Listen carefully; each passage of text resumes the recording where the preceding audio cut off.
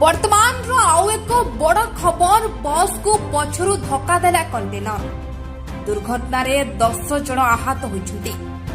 सूचना अनुसार बस को धक्का देबा परे पछको पछ पिटी हेले 2 कंटेनर। एही सीरीज दुर्घटना भद्रक भंडारी पोखरी थाना छताबर निकट रे घटिछि। आहतंक मध्यरु 4 जन यात्री को भद्रक रु कटक स्थानांतर करा दैछि। बस रे 60 रु 70 जन यात्री टाटारू पुरी अभिमुखे यात्रा करुथिबार सूचना रहिछि।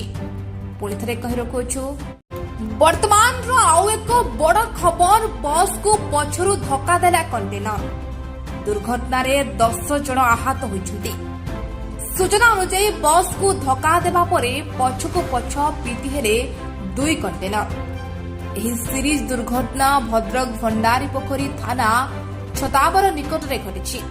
आहतंक मध्यरु 4 जन यात्री को भद्रक रु कटक स्थानांतर करा दैछि।